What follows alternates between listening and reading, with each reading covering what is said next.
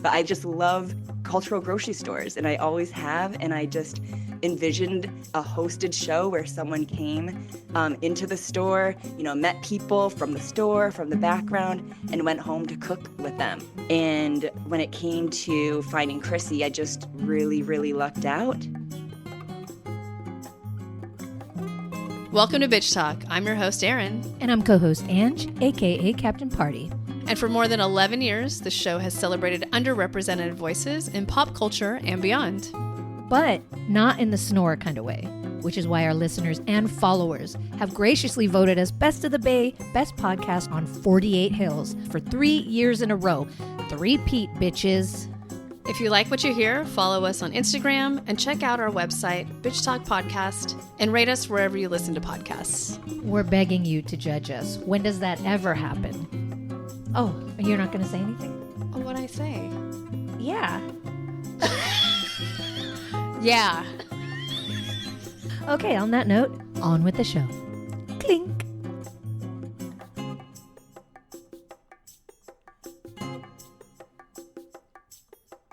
All right, Bitch Talk, we are here still celebrating CAAMFest 2025 with a show that I'm really excited about, and we're going to dive deeply into it. It's called Grocery List Show, and we're sitting here with the director, Emily Strong, and Chef Chrissy Camba, who's our host. Thank you so much for joining us on Bitch Talk. Thank you so much for having us on here. Okay, so I'm going to start with our director here. Emily, can you introduce our audience to Grocery List Show? Yes. So the Grocery List Show is a hosted documentary series about cultural grocery stores and the communities they serve. We're going to dive into the show because I love the concept. I love where you're going with it. But I want to start with our chef here, Chrissy. I would be remiss not to mention, because I have a co-host who is very upset that she can't join us today because she's obsessed with Top Chef, obsessed. She's also obsessed with Beat Bobby Flay, which she's also been on. So you have some experience in the TV world of chef competitions. So I'm curious to know why you were inspired to go on TV into these competition shows and how that has informed you as a chef. To be honest, I had never watched Top Chef. Like, I maybe watched one episode before I applied, because I think back then you applied through something, and I thought it would be fun. I had no idea what I was going to get myself into, but I'm of the mindset, like, do something that makes you feel uncomfortable and hopefully you'll grow from it. And then they picked me, and then I went through all the interview processes. And then I got on, and I was surprised. And I think this is how I live most of my life, is kind of being surprised. Like, you kind of just, I don't want to say go with the flow, but like, you go with the flow, and then whatever comes at you, you kind of just have to accept it and like run with it.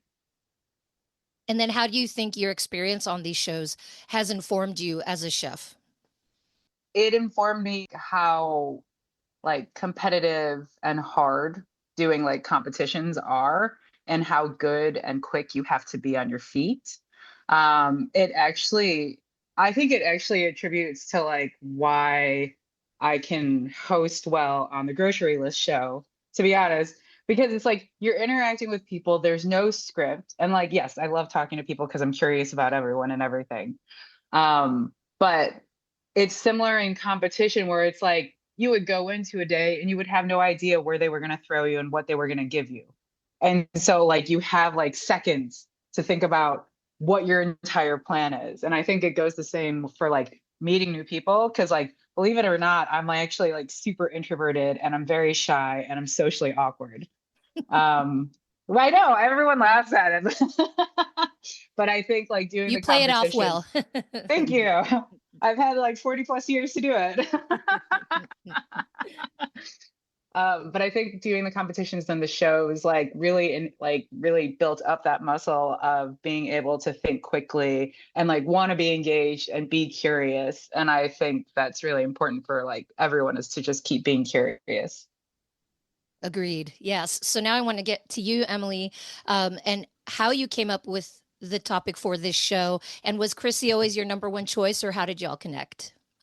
So the topic of the show came up because I just love to cook myself, and I love the process of grocery shopping and the whole shebang, thinking about who I can invite over, picking that day, thinking about what their, food interests are, thinking about their dietary restrictions. That's sort of the end goal that inspires me, is having a dinner party. But I enjoy going to the store, on my own, usually as an adventure, and picking out all of these ingredients and learning how to maybe cook something new, or cook something that I really think someone might like. And specifically for the grocery list show, I was inspired by a grocery store called Seafood City, which is a Filipino supermarket. And it popped up in Chicago when I lived there about 8 years ago. And I was very curious about it because it looked, like this huge supermarket was coming to town. But in Chicago, if you've ever spent time there, that it's very visible, in terms of ethnic enclaves. And so you really see where communities have gathered, whether it's in the Little Vietnam area or in Pilsen, where there's a Puerto Rican community, or in the Chinatown. There's just pretty distinct neighborhoods that I used to love exploring when I first moved there. And I hadn't seen the Filipino town, and so when that store came, I was like, this store looks magnificent, and I don't know who's going to go there because I don't know where the Filipinos are. And so when it opened up, I went, and there were lines of people, and that's where they all were. And so I just started having a conversation with my friends who were Filipino, and and I was like, and I told them what I just shared, and asked them, like, where are the community gathering spaces? And they said, I just learned new things. And one of my friends said that they um, suspect that because of the fact that in the Philippines, English is a first language, it's very easy, or it's more easy maybe than for some people to assimilate here in the United States, mainly based on the language, and not having that barrier. So they can kind of ease into industries and working in the US, where some folks that come over don't have that. And it's more of an obstacle, and they create business districts. So like a Chinatown, for example, is a very obvious one that's prevalent in a lot of metropolitan cities. And I just found that fact super fascinating, that from their point of view, the Philippines was very like close in culture to the United States too, and that the cultural assimilation in some ways just felt more at ease in their mind, was what they were describing to me. And then he told me that they didn't have really a place unless you maybe go to church, in Chicago, since there aren't any central business districts for the Filipino community. He was like, this is it now, like this grocery store. And so then, during my times back there, like, I mean, I loved it, number one, because of the food court. Like, I really hadn't had Filipino food before. And that was my first entry into it. And their food court is incredible. There's, like at least 4 or 5 different vendors. And that experience alone, I loved. And then when I went there, to kind of scout the location, this, as soon as I saw it and as soon as I experienced this and kept learning more, I was just like, I knew I had to make a series about it. I had never done a series before, but I just love cultural grocery stores, and I always have. And I just envisioned, a hosted show where someone came into the store, met people from the store, from the background, and went home to cook with them. I just thought it'd be a really cool way to um, learn about, ingredients from another culture, and, maybe learn to cook something new. And when it came to finding Chrissy, I just really, really lucked out.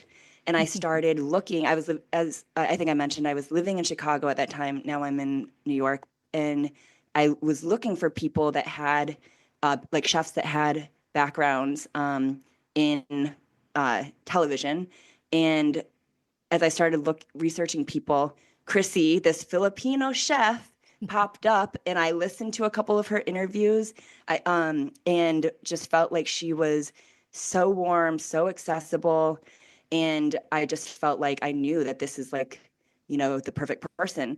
And I reached out to her not thinking that she would, respond, and then she responded and we had a conversation, and it just felt like how I, better than I could have imagined. Like, and I just knew that she would be the perfect host for the show. And it was just a wild coincidence too that the store that I was inspired by was Filipino as well. I mean, it's not a coincidence. I love when the stars align. That means you're doing something you're meant to do, right? God. I love that. Thank you for that little bit of Filipino talk. I too am Filipino American, so I love supermarkets. I travel just like you, and that's the first thing I always do. I want to go to the large markets, the smaller markets. I want to see all of the food items, and it's so telling of a culture. So as soon as I saw the name of this show, I was in. I was like, we have to cover it. And then I saw who the host was, and then I saw who the director was, and I kept getting more and more excited about it. So I wanted to follow up with what you were talking about in terms of Filipino food. So what sort of dishes did you try, and what were your thoughts on it? Because believe it or not, I live in San Francisco, and there is a big Filipino community here, but there's not a lot of Filipino restaurants within the city. You have to go to Daly City. You have to go to Oh, the East Bay. There are some, but it's more on the periphery of the city. So a lot of people in San Francisco, even though they're around Filipinos, don't really know a lot about Filipino food. So what were some dishes that stood out to you, Emily? So I think I mean, I had the best time when I got to eat with someone, which was Chrissy on our first day of filming there. I mean, I'll eat by myself any day of the week, any meal, and enjoy it. But I felt like it was through my experience filming with her our first day, and then filming her eating from the food court, and then us taking a timed break after to all eat together and get food from every single vendor. And I just felt like Chrissy introduced me to the mackerel. I may Mm. have not tried that, only based on the fact that I'm a carb, loader. So I think I'm like attracted to noodles and I'm attracted to fried things. And I feel like us having the smorgasbord that first day that we filmed there with Chrissy, that was the thing that stood out the most to me. And it was just, I don't think I had ever actually had mackerel before. And like the grilled mackerel from Grill City is like making my mouth water right now just thinking about it. Um, yeah, and let's I see. I think at don't that point I was like, it's funny because you're like, oh, I had never tried it. And I think at that point I was in a mackerel phase because I get fixated on certain ingredients. And I think I had been like eating and cooking it for like a month straight. It is a good point though, because Filipino culture doesn't get enough love for our seafood dishes. We are a country Mhm. of thousands of islands, literally. Like Yeah. we know how to cook fish. But that's fine. It could be a kept secret if you want. But yeah, so I'm glad you highlight that. But while we're diving into the first episode, which is about Seafood City and the Filipino cuisine, Chrissy, I too was raised off of my grandmother's cooking, and I would give anything to have her recipes, but she didn't have recipes. It's like, how do you Yes. cook that? And she's like, you just throw this there and throw this there, Yeah. and so I'm curious to know like how you were lucky enough to have your grandmother's recipes. Was it just cooking alongside her, or how did that happen? It was because I grew up with her, like, because my mom's a single mom. So she was like working as a nurse, as I think like a lot of Filipino women were. She had come from the Philippines. And then my Lola grandma came. So she was basically like second mother. And I would like stand next to her and cook, or I would like, because like I feel like the kitchen was like the central area. Like you did your homework there. You came home, you went to the kitchen. Everyone's always like, you have to eat, you have to eat.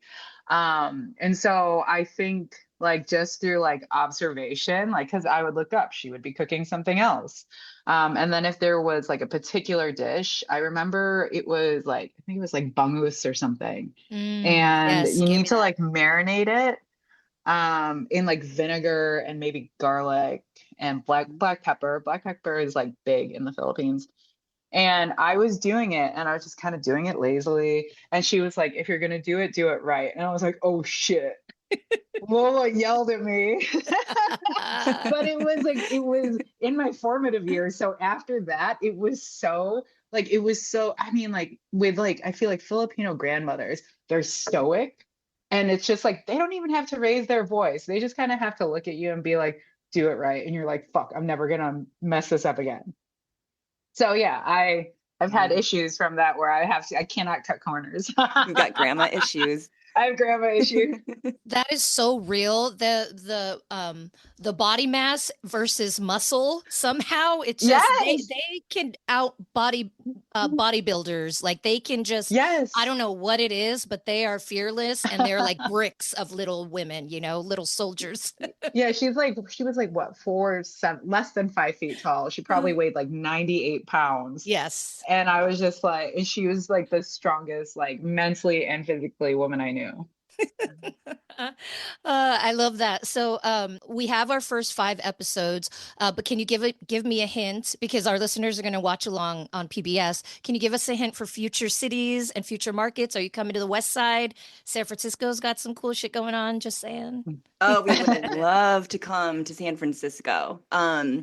So for this first season, we're funded by ITVS in CAM, and I had imagined at that time when I first built out the show that it would be local, because I was living in New York and I wanted to, stretch the budget as much as possible and be able to do more episodes. And so we had filmed the one in Chicago before I moved, and then 5 years later, filmed the other 4 episodes in New Jersey and the Brooklyn area, and which is, a gem. New York is super versatile, super diverse, and there's cultures from everywhere here. So it wasn't hard to find really fantastic stores and communities. But I really do hope for the next season, if there is one, to go to maybe, of course, the West Coast has, again, like a whole other kind of immigration patterns there, being on the opposite end of the country, that I find very fascinating. But also, I feel like there are places that are overlooked in smaller cities that I would really love to bring attention to also, because I feel like because of the fact that I was in metropolitan areas for the first season, I wanted to shine a little bit of light on the smaller communities where it really makes an impact, to people to be able to celebrate and preserve their communities when there might not be, as big of a community. So I'm eager to do research and to look into other areas all over the country, and especially places that might be a little bit smaller in size. Thank you for saying that. That's another reason why I think this show hits differently right now, with the way people are talking about immigrants and cultures being the enemy and things like that. Like, I think it takes shows like this to highlight our differences, but also our similarities and our shared love of food. It doesn't matter where you're from. So it just feels like this show hits in a more special way in this time and place. I hope so. I made it also, because of the fact that I'm from one of those small communities that didn't have a lot of cultural diversity. And so it's kind of like the thing, like, to me, it's just a dream come true to have access to all of these stores and be in a place like New York and be able to do a project like this. But also I feel like, and I wanted to celebrate that. It comes from like a very, deep place of joy. And I want to continue celebrating that because it's kind of what they all deserve. Mm-hmm. Exactly. That's what our jobs are to highlight these beautiful cultures that we're all lucky enough to be part of. So before we go, I want to take it back to grocery stores, since we all love them so much. So what is your favorite aisle in the grocery store? Oh, can I say Chrissy's? Chrissy's? I just want to Wait. guess. And then can Chrissy's try to guess mine? Oh yeah, okay. Let's guess each Okay, other's. just for fun. So for Chrissy, I'm going to say the snack aisle, like chips. That's me. Yep. That's what I was gonna say for you. It's true for me too. But that's actually not true for me. Ooh. I know. You tell. It's either the produce section or the meat section. Oh, Yes. okay. Like the protein section, because like if you go to these cultural grocery stores, you'll see produce that you've never seen before. And like I think that's super important because you could probably just find it at that grocery store. Same with the meat, you'll see like different cuts. And then you'll see like for instance in Seafood City, there's all this fish in the middle. And you're just like, what's this fish? What's this fish? I've never seen this fish. And then they will clean it and they'll fry it for you. Hmm. And I'm Yeah. just like, who else does that? So sometimes like they'll do special things. So I like the end aisles. That's a good point. Thank you. While you're sharing tips, you do mention that some brands vary significantly. So what are some brands that you would splurge on that are worth the splurge, Mm, or some brands that you think people splurge on but it's not quite necessary? Either of That's you such can a answer question. if you have any. I mean, this one's actually a hard question. I like specifically like I think it's called like Three Crabs fish sauce. I don't know why. It doesn't taste as salty as the other ones. I feel like Red Boat, I mean, I'm gonna get killed for this because everyone like loves Red Boat. I think it's a cleaner product. So if you're using it like with it being the forefront, use it. I think it's well made. But for like just regular cooking, I would go to like I think it's called like Three Crabs. And but then I would splurge for something that's kind of like a fish sauce, but it's like Italian. And I think it's called like colatura, which is similar. It's like anchovies, salt, and water. And you can put that in like pasta with like a ton of chilies, like like a spicy pasta chili thing. I think it's an actual dish. My friend made it for me, and I was like, "What is this?" He's like, "I just came back from Italy and I ate this dish." That's all it So is that sauce and chopped chilies and saute it I like think there's garlic, and I think he used maybe spaghetti, lots of chopped chilies, like tons of chopped chilies, garlic, and then that, and olive oil. oh my God, I'm Yeah, it drooling. was delicious. It was delicious. So much that I had to like buy it, and that's like a little more expensive. But I use it only specifically if I make that dish. Thank you so much, both of you, for your work. I'm really excited about this series, and congratulations on getting picked up by PBS, premiering May 28th weekly. You can watch it on the PBS app and the PBS Food channel on YouTube. Again, we've been talking to director Emily Strong and chef Chrissy Camba of the Grocery List Show. Congratulations, and I'll see you on the screen. Thank you so for much. having us. Thanks for joining us on today's show. You can find more information about this episode in our show notes.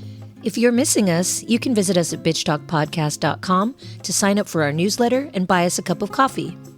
Did you know we're also on the radio? You can find us at bff.fm. And lastly, rate and subscribe wherever you listen to podcasts. All the cool bitches are doing it.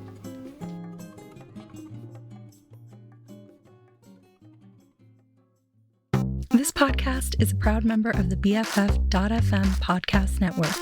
Learn more at podcasts.bff.fm. BFF.FM, best frequencies forever.